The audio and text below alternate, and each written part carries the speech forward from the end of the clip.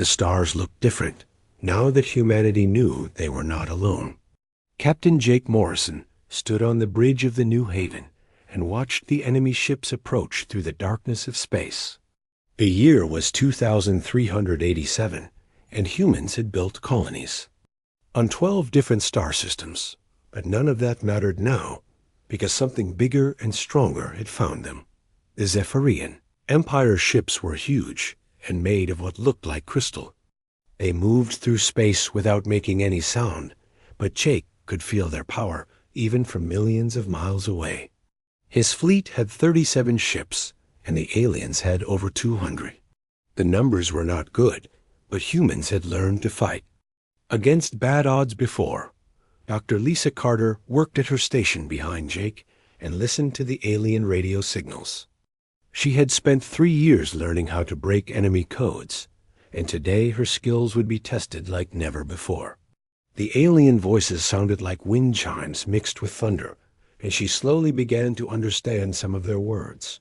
The battle started when the aliens fired first. Beams of blue light cut across space and hit the human ships. The USS Denver exploded in a ball of fire and metal. The USS Seattle tried to run, but 3 alien ships chased it down and destroyed it with ease. Jake ordered his ships to fire back, but their missiles bounced off the enemy shields like raindrops on glass.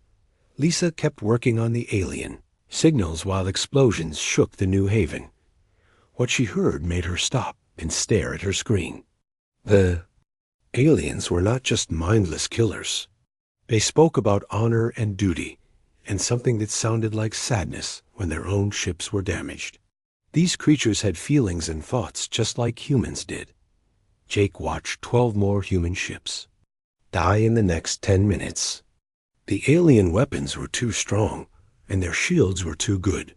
He gave the order to retreat, but knew that running away would only delay the end. The aliens had found humanity, and they were going to win this war. On the other side of the battle, a very different kind of being watched the humans run away. Queen Zalara stood in her crystal chamber aboard the flagship Starfall Dominion and studied the retreating enemy. Her body was made of living crystal that changed colors based on her mood. Right now she glowed with a soft blue light that meant she was thinking hard about something. Her military leaders wanted to chase the humans and destroy them all, but Zalara held up one crystalline hand to stop them. Something about these small creatures interested her. They had fought against impossible odds without giving up. Even when their friends died around them, they kept fighting. This was not normal behavior for the species her empire usually conquered. General Korath stepped forward with his angular crystal body flashing red with anger. He believed all inferior species should be destroyed quickly before they could cause problems. The humans were weak and small and deserved nothing but death. Why was their queen wasting time thinking about them? Zalara ignored her general and kept watching the human ships disappear into the darkness. In 3,000 years of conquest, she had never seen anything quite like this. Most species surrendered when they realized they could not win, but these humans seemed ready to die rather than give up. Such determination was both foolish and impressive. The surviving human ships reached Luna Station 3 days later. Admiral Ben Rodriguez called an emergency meeting with the Colonial Council. The news was as bad as everyone feared. Earth had lost 25 ships and over 15,000 people in the first battle. The aliens were stronger than anything humanity had ever faced. President Carroll Baker sat at the head of the council table and listened to the reports. Mars Colony had 2 million people. New Eden had 5 million.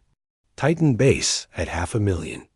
Miners and their families, all of these people were counting on Earth to protect them, but Earth might not be able to do that job. Dr. Lisa Carter shared what she had learned from the alien signals. The enemy called themselves the Zephyrian Empire, and they had conquered half the galaxy. Their leader was someone they called the Crystal Throne, which probably meant their ruler. Most importantly, they seemed to have emotions and intelligence. That was similar to humans. Jake Morrison stood up and spoke to the council. His ship had been badly damaged, but he and his crew had survived. He told them that the aliens were not evil monsters, but they were definitely too strong for humanity to defeat in a straight fight. The human fleet needed new weapons or new strategies, or both. The council voted to begin building more ships and developing better weapons, but everyone knew this would take months or years. The alien fleet was probably already moving toward the next human colony. Time was running out for the human race. Back on the Starfall Dominion, Queen Zalara walked through her private gardens. Crystal trees grew in patterns that created music. When the ship moved through space, flowers made of living light bloomed and faded in endless cycles. This was her sanctuary, where she came to think about difficult problems. Sage Valorous found her there as the ship moved toward the next human world. The old advisor had served Zalara for over 600 years and knew her moods better than anyone else. The queen was troubled by something, and Valorous wanted to understand what it was. Alara explained her thoughts about the humans. Every other species had been predictable. They either fought until they died or surrendered when defeat was certain. The humans seemed different. They had shown courage that bordered on madness and creativity that surprised her military experts. Perhaps they deserved more study before being destroyed. Valorous warned that General Korath and the other military leaders were growing impatient. The Zephyrian Empire had built its reputation on quick and total victories. Delaying the conquest of humanity might encourage other species to rebel against Zephyrian rule. The Empire needed to show strength, not mercy, but Zalara had already made her decision. The human species would not be destroyed quickly. She wanted to learn more about these strange little creatures who refused to surrender. Perhaps they might even prove useful to the Empire if they could be properly controlled. The war would continue, but it would be different from all the wars that came before. The Queen's crystal form pulsed with silver light as she planned her next move. Soon she would make contact with the humans again, but not in the way anyone expected. 3 months passed, and the war grew worse for humanity with each day. The colony on New Eden fell after a siege that lasted 2 weeks. 2 million people were loaded onto transport ships and sent back toward Earth while their homes burned behind them. The mining world of Titan Gate was lost completely when the miners refused to surrender and fought until the very end. Ambassador Kate Williams sat in her office on Luna Station and read the reports that came in every day. She was Earth's best diplomat and had solved problems between colonies that seemed impossible to fix. But this war was different from anything she had faced before. How do you negotiate with an enemy that destroys entire worlds? The Colonial Council met again to discuss their few remaining options. Admiral Rodriguez reported that humanity had lost 40% of its fleet, and the aliens had barely been scratched. President Baker looked tired and old as she listened to the bad news. Everyone knew that Earth itself would be attacked soon. Dr. Lisa Carter had been studying the alien language for months and could now understand most of their communications. She reported that the Zephyrian Empire was led by a queen who made all the important decisions. The aliens seemed to respect strength and honor above everything else. Perhaps a direct approach might work better than military resistance. Kate stood up and made a proposal that shocked everyone in the room. She would take a small ship and fly directly to the alien fleet under a flag of peace. If the enemy queen would agree to talk, then maybe they could find a way to end the war without more death. It was dangerous, but every other option led to the destruction of humanity.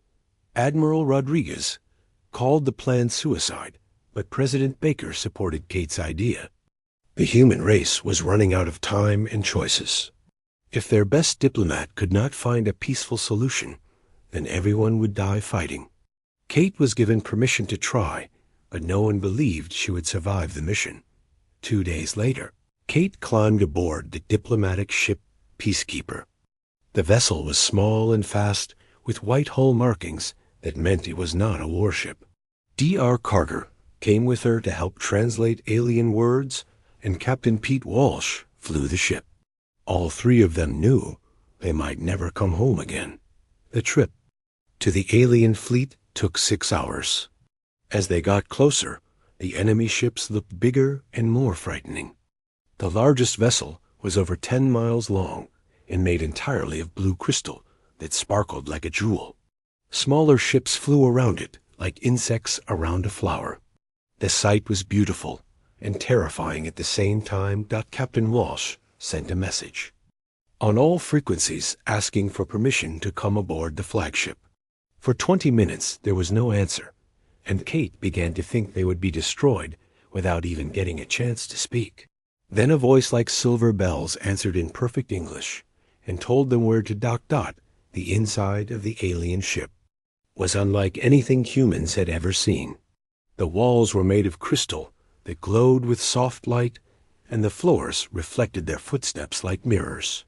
Guards with bodies that looked like walking gemstones led them through corridors that seemed to go on forever. Kate tried to stay calm, but her heart was beating very fast. The throne room was carved from a single massive crystal that rose hundreds of feet into the air. Stairs made of light led up to a platform where someone was waiting for them. Kate climbed those stairs knowing that the future of humanity depended on the next few minutes. At the top, she found herself facing the most beautiful and alien creature she had ever seen. Queen Zalara was tall and graceful, with skin that looked like flowing water made of starlight. Her body was humanoid, but clearly not human. Crystal formations grew from her shoulders and head like a crown that moved with her thoughts. Her eyes were silver and seemed to hold the wisdom of thousands of years. The queen spoke first, and her voice filled the huge chamber like music. She had learned human languages by listening to radio signals from Earth colonies. She knew about human culture and history and poetry. This surprised Kate, who had expected to face a mindless conqueror, not an educated ruler. Zalara walked around Kate in a slow circle while she talked. She said that humans were different from other species the Empire had conquered. Most creatures either surrendered quickly or died quickly, but humans kept fighting even when victory was impossible. This interested her very much. Kate found her voice and began to speak about peace. She explained that humans did not want war, but would never surrender their freedom. Perhaps there was a way for both species to benefit from cooperation instead of conquest. Trade and friendship were better than death and destruction for everyone involved. The queen listened carefully to every word Kate said. Then she asked questions about human nature that showed how much she had studied their species. Why did humans create art when it served no practical purpose? Why did they explore dangerous places just to see what was there? Why did they sacrifice themselves to save strangers they had never met? Kate answered as best she could while trying to understand what the queen really wanted. The conversation went on for over an hour, with both women learning about each other's people. Zalara seemed genuinely curious about humanity rather than simply planning their destruction. This gave Kate hope that peace might be possible. Then the queen said something that changed everything. She stopped walking and faced Kate directly with her silver eyes glowing brighter. Her next words were spoken clearly, so there could be no misunderstanding about their meaning. Marry me human, and I will stop the war. Become my consort, and your species will be spared. Instead of extinction, your people will be elevated to partnership in my empire. This is my offer to you and to all humanity. Kate stood frozen in shock as the words echoed around the crystal chamber. Of all the things she had expected to hear, this was not one of them. A marriage proposal from an alien queen as the price for ending a war that was destroying human civilization. The idea was so strange that her mind could barely process it. Z. Alara explained that marriage was the highest form of alliance in Zephyrian culture. When two different crystal formations joined together, they became stronger than either could be. Alone, a union between human and Zephyrian would create something entirely new in the galaxy. Kate asked for time to consider the proposal and discuss it with Earth's leadership. Zalara agreed to wait 72 hours for an answer. During that time, there would be no more attacks on human colonies. But if Kate refused, then the war would continue until humanity was completely destroyed. As Kate returned to her ship, she felt the weight of billions of lives on her shoulders. She had come seeking peace and found something impossible to imagine. The future of the human race now depended on her willingness to marry a beautiful alien queen who commanded the most powerful fleet in the galaxy. The journey back to Luna Station seemed to take forever. Kate stared out at the stars and wondered if she was brave enough to accept such an incredible responsibility.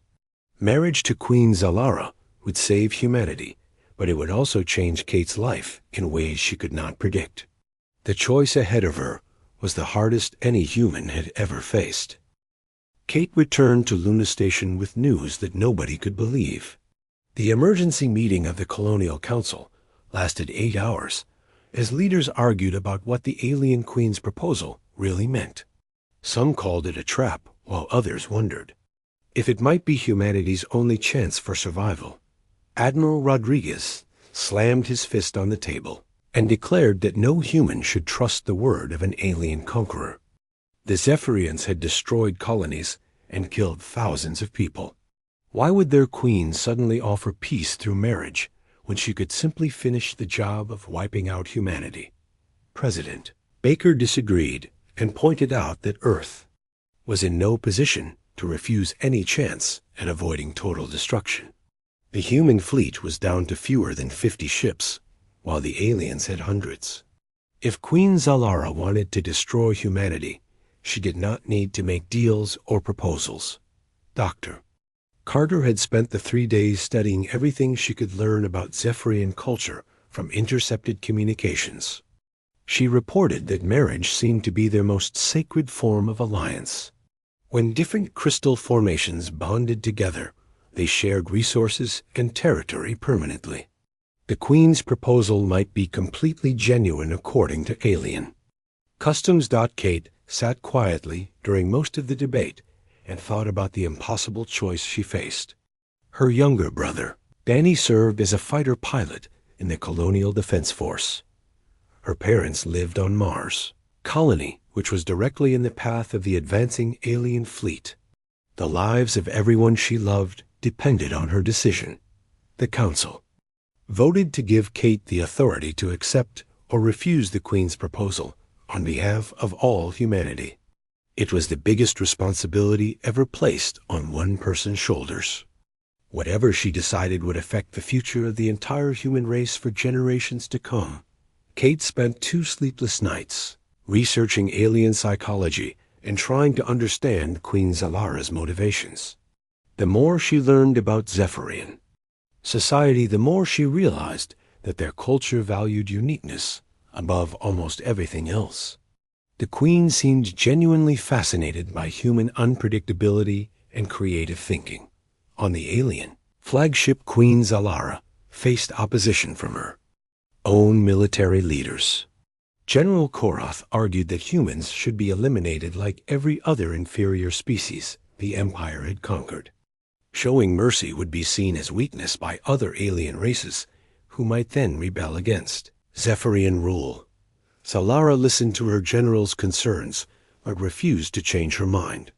She had ruled the Empire for over 1,000 years and had never encountered a species quite like humanity. Their capacity for both creation and destruction impressed her. Their willingness to fight hopeless battles showed a kind of courage that was rare in the galaxy. In her private chambers, Zalara spoke with Sage Velaris about her true feelings regarding the human proposal. She admitted that centuries of conquest had grown boring and predictable. Every species either surrendered immediately or fought briefly before being destroyed. Humans offered something different that she had not experienced in a very long time. The sage warned that marriage to an alien would create complications that neither species was prepared to handle. Cultural differences between humans and Zephyrians were enormous. Language and customs and basic biology were all different. Could such a union actually work, or would it lead to disaster for both peoples? Zalara explained that she had studied human culture extensively through their radio transmissions and computer networks. She found their art and music and literature fascinating in ways she had never expected. Perhaps working together, the two species could create something greater than either could achieve alone. Kate made her final decision on the morning of the third day.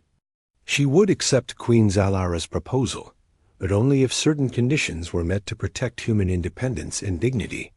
Marriage was one thing, but humanity would not become slaves in the alien empire, no matter what the Queen promised. Return trip to the Zephyrian flagship felt different this time. Kate had accepted her role as humanity's representative and possible savior. D.R. Carter accompanied her again to help with translation and cultural issues that might arise during the negotiations. Captain Walsh flew them through space toward N. Uncertain future. Queen Zalara received them in a smaller chamber that was more comfortable for private conversation. The crystal walls here showed moving images of alien worlds and strange, beautiful creatures. Kate realized she was looking at the history of the Zephyrian Empire, written in light and color across the room. Kate announced her decision to accept the marriage proposal, but explained that she had conditions that must be agreed upon first. Humanity would remain independent within the alliance. Human colonies would be protected, but not controlled by alien forces. Cultural exchange would be voluntary, not forced upon either species. The Queen listened carefully to each condition and asked many detailed questions about how such an arrangement would work. She seemed genuinely interested in creating a partnership between equals rather than simply absorbing humanity into her empire. This gave Kate hope that the marriage might actually lead to real peace. Zalara agreed to most of Kate's conditions, but explained that Zephyrian marriage customs required the complete sharing of resources and territories. This was not negotiable according to her people's most sacred laws. However, she was willing to interpret those laws in new ways that had never been tried before. The negotiations continued for hours as both women worked to find compromises that both species could accept. Kate discovered that the Queen was not only beautiful and powerful, but also incredibly intelligent and thoughtful. Under different circumstances, they might have become friends rather than diplomatic partners. During a break in the talks, Zalara showed Kate around more of the flagship. The crystal gardens were filled with plants that sang in harmony when the wind touched them. The libraries contained the collected knowledge of 1,000 conquered worlds. The workshops where alien craftsmen created tools and art that defied human understanding. Kate began to realize that marrying the Queen would mean joining one of the most advanced civilizations in the galaxy. Humans could learn science and technology that would advance their development by centuries. But they would also lose some of their independence and unique culture in the process. As the day ended, both women had reached tentative agreements on most of the important issues. The wedding would combine human and Zephyrian traditions in ways that honored both cultures. The alliance would be built on cooperation rather than conquest. Most importantly, humanity would survive as a free and independent species. Kate returned to Luna Station knowing that she had made the hardest decision of her life. In 2 weeks, she would become the bride of an alien queen and the bridge between two very different worlds. The war would end, but her personal journey was just beginning. The announcement of the upcoming marriage sent shockwaves through human society. Some people called Kate a hero who had saved their civilization. Others branded her a traitor who had sold out humanity to alien conquerors. Everyone agreed that nothing like this had ever happened before in the history of the galaxy. Preparations began immediately for a wedding that would unite two species and end the deadliest war humanity had ever fought. Kate spent her remaining days learning Zephyrian customs, while Queen Zalara studied human traditions. Both women knew they were about to embark on an adventure that would change everything. The wedding preparations took 3 weeks and required the combined efforts of both human and Zephyrian experts. Kate worked with Dr. Carter and a team of cultural specialists to create ceremonies that would satisfy the traditions of both species. Queen Zalara did the same on her flagship with Sage Valorous and the royal wedding planners. Judge Frank Morris arrived from Earth to help negotiate the legal framework for the alliance between humans and Zephyrians. The marriage contract would also serve as a peace treaty that defined the relationship between the two civilizations. Every word had to be carefully chosen to prevent future misunderstandings. The biggest challenge was combining two completely different concepts of marriage. Humans saw it as a partnership between two equal individuals who chose to share their lives together. Zephyrians viewed marriage as the complete merger of resources, territories, and identities between crystal formations. Finding common ground seemed almost impossible. Kate spent long hours in video conferences with Queen Zalara, working out the details of their unusual arrangement. They discovered that despite their different backgrounds, they shared many similar ideas about justice, fairness, and the importance of protecting innocent people. These shared values became the foundation for their alliance. The Queen surprised Kate by agreeing to adopt some human customs that she found interesting. She wanted their wedding to include the exchange of rings, which was not part of Zephyrian tradition, but symbolized the joining of two separate individuals. Kate, in return, agreed to participate in a crystal bonding ceremony that was sacred to the alien species. Admiral Rodriguez remained suspicious of the entire arrangement and assigned extra security to protect Kate during the negotiations. He worried that the aliens might try to kidnap or harm humanity's chief diplomat. But as time passed, even he began to admit that Queen Zalara seemed genuinely committed to creating a peaceful alliance. The wedding dress became a masterpiece of cooperation between human and alien designers. Earth's best fashion experts worked with Zephyrian crystal weavers to create a gown that incorporated both traditions. The fabric was woven with crystalline fibers that would change color based on Kate's emotions during the ceremony. Queen Zalara crafted a crown for Kate using crystal from her own body. This was considered the highest honor in Zephyrian culture because it meant the queen was literally giving part of herself to her bride. The crown would glow with soft light and allow Kate to communicate telepathically with her alien wife. The location for the wedding was another major decision that required diplomatic skill to resolve. Humans wanted the ceremony to take place on neutral ground, while Zephyrians insisted it should happen aboard the royal flagship. They finally agreed to hold the wedding in space between the two fleets, with representatives from both species watching. Dr. Carter worked with alien scientists to solve the problem of different atmospheric requirements. Humans needed oxygen, while Zephyrians breathed a mixture of gases that would be toxic to human lungs. They designed a special chamber where both species could attend the wedding safely. As the wedding day approached, Kate began to understand the true scope of what she was undertaking. She would not just be marrying an individual, but joining with the ruler of a galactic empire. Her decisions would affect billions of people across hundreds of worlds. The responsibility was overwhelming, but she refused to back down. Queen Zalara faced similar pressures from her own people. General Korath and his supporters argued that the marriage was a mistake that would weaken the empire. They believed humans should be conquered, not treated as equals. The queen had to use all her political skill to keep her military leaders In line, the night before the wedding, Kate could not sleep and spent hours looking out at the stars. Her brother Danny called from his ship to wish her luck and tell her how proud he was of her courage. Her parents sent a message from Mars Colony saying they understood why she had made this choice even though they were worried about her future. On the morning of the wedding, both fleets gathered in the neutral zone between human and Zephyrian space. Hundreds of ships from both species formed a great circle around the ceremony site.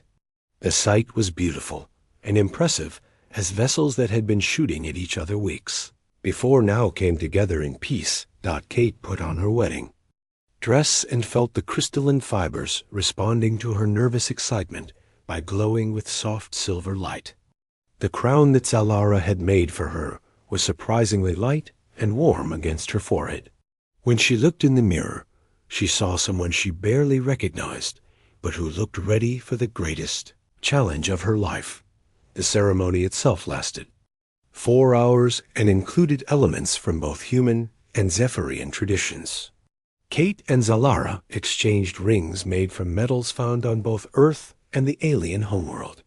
They participated in the crystal bonding ritual that would link their thoughts and emotions in ways that neither fully understood. Admiral Rodriguez represented the human military at the wedding and stood stiffly in his dress uniform.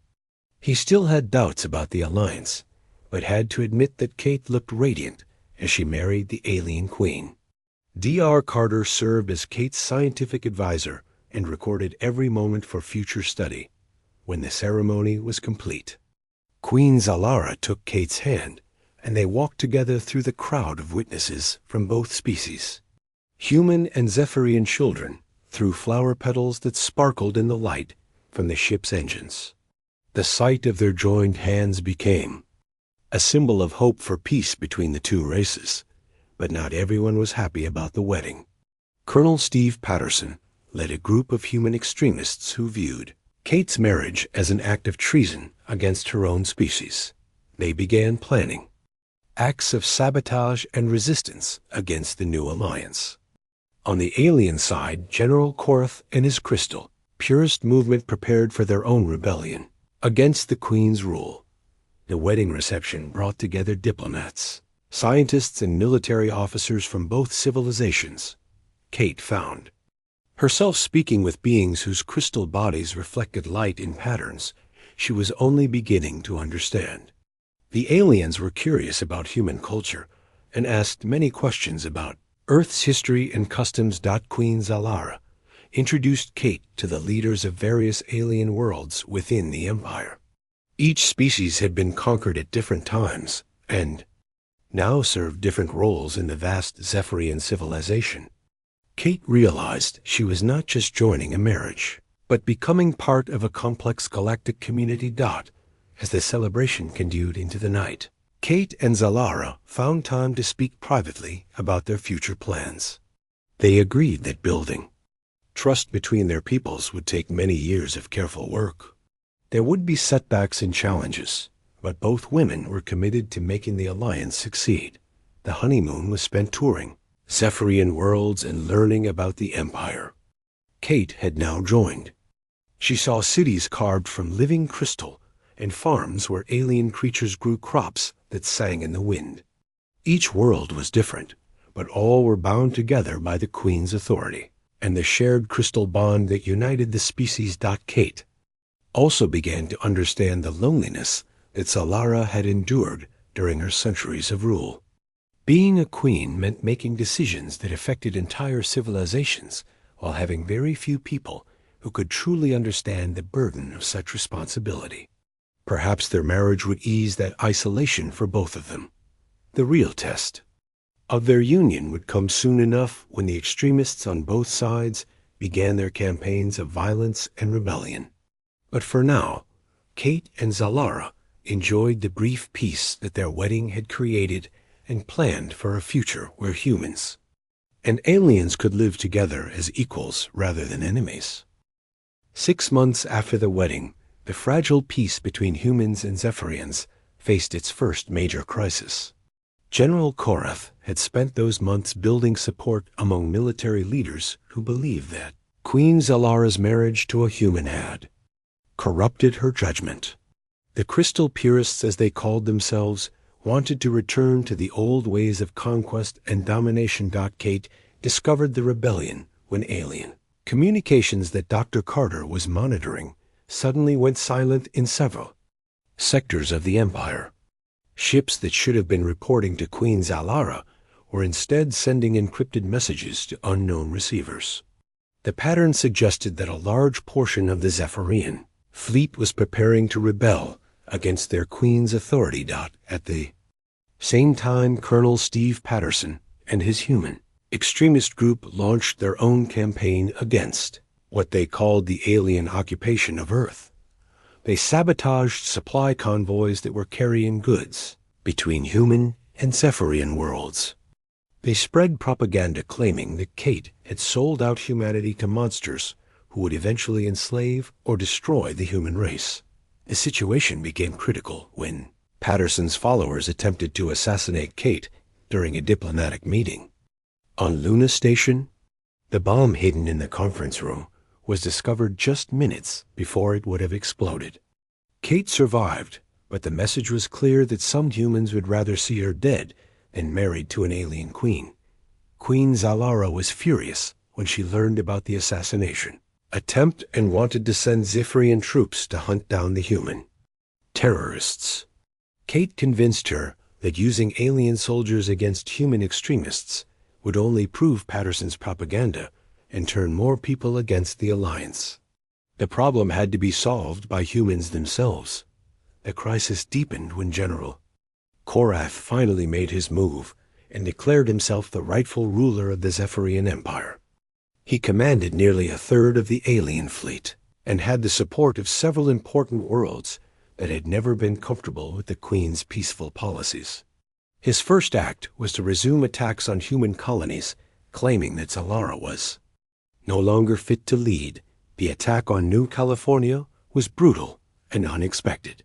Korath's ships destroyed the orbital defense platforms and began bombarding the planet's surface.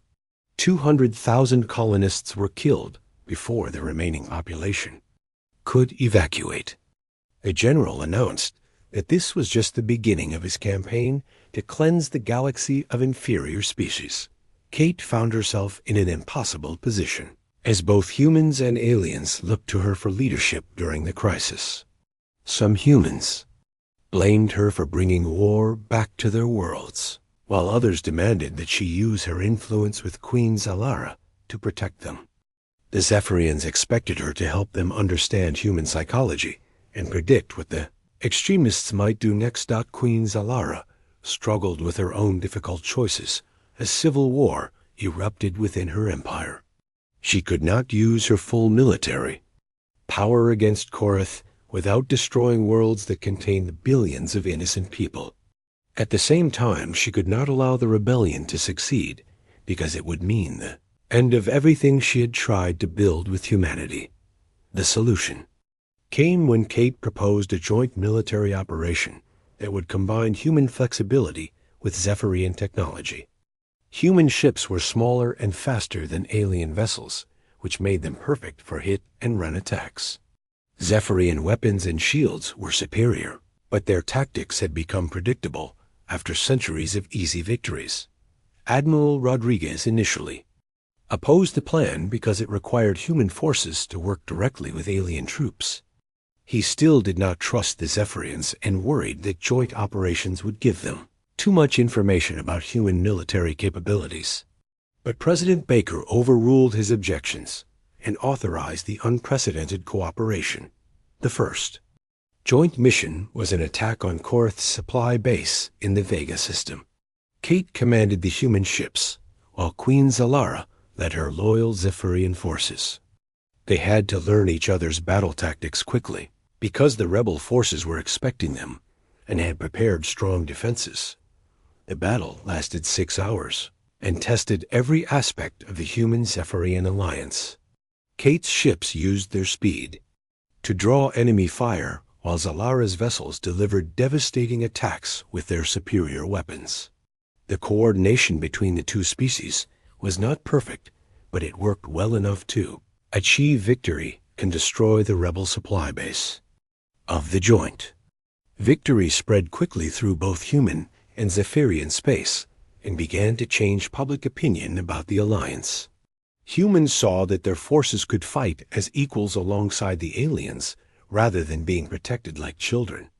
Zephyrians realized that human creativity in battle could overcome limitations that their own rigid thinking had never addressed. But General Korath was not finished and launched his most ambitious attack yet. He gathered his remaining forces and moved to assault Earth itself, knowing that the human homeworld's destruction would break Kate's spirit and probably end the alliance. The final battle would determine whether the marriage between human and alien could survive its greatest test. The Battle of Sol was the largest space combat in human history, with over 500 ships fighting in the shadow of Earth's moon. Kate coordinated the human defense fleet, while Queen Zalara brought every loyal ship she could gather to protect her wife's homeworld. The fighting was fierce and desperate, as both sides knew that everything depended on the outcome. During the climactic phase of the battle, Kate made a decision that saved Queen Zalara's flagship, but put her own ship in mortal danger. When Korath's forces surrounded the alien command vessel, Kate ordered her ship to ram the largest rebel cruiser. The collision destroyed both vessels, but opened a gap in the enemy formation that allowed Zalara to escape. Queen Zalara rescued Kate from the wreckage of her ship in full view of both fleets. The sight of the alien queen risking her own safety to save her human wife became a powerful symbol that proved their bond was real rather than a political arrangement.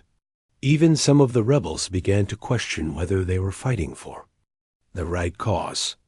General Korath was captured when his flagship was disabled by the combined fire of human and Zephyrian vessels. Rather than execute him, Queen Zalara chose exile for the rebel leader and his most dedicated followers. They were sent to the edge of the galaxy, where they could establish their own colony, but could no longer threaten the peace between the species. Colonel Patterson and his human extremists were arrested by Earth security forces and put on trial for terrorism and treason. Some were imprisoned, while others were offered the chance to relocate to frontier worlds where they could live without contact with aliens if they chose. Kate insisted that even her enemies deserved fair treatment under human law. The victory. Celebrations lasted for weeks, as humans and Zephyrians alike recognized that their alliance had survived its greatest challenge. The joint military operations had created bonds of trust and friendship between soldiers of both species. Veterans who had fought together began forming the core of a truly integrated civilization. Kate and Queen Zalara established the Terran Zephyrian Compact as the formal government of their combined territories. The new system balanced human democratic principles with Zephyrian efficiency and created something entirely new in galactic politics. Other species began asking to join the alliance rather than face conquest by more aggressive empires. A year after the rebellion ended, Kate discovered that she was pregnant with the first human Zephyrian hybrid child. The pregnancy was monitored carefully by doctors from both species who had never dealt with such a situation before. The baby would be living proof that the two races could create new life together rather than just share the same space. The child was born healthy and beautiful, with features that combined the best qualities of both parents. She had Kate's human warmth and curiosity, along with Zalara's crystalline grace and telepathic abilities.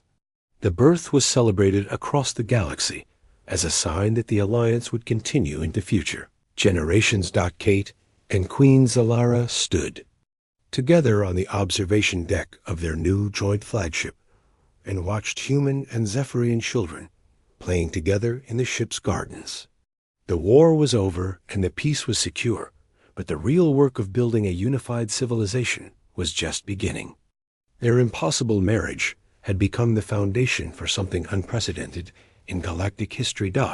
As they looked out at the stars, Kate and Zalara both knew that challenges would continue to arise as their two species learned to live and work together. There would be cultural misunderstandings and political disputes, and probably other enemies who would try to destroy what they had built. But they also knew that they had proven something important about the power of cooperation over conquest. The final scene showed the first graduating class of the Terran Zephyrian Academy, where children of both species learned together about science and art and the shared history that their parents had created. The future belonged to this new generation, who would never know a time when humans and aliens were enemies, rather than partners in exploring the infinite possibilities of the universe.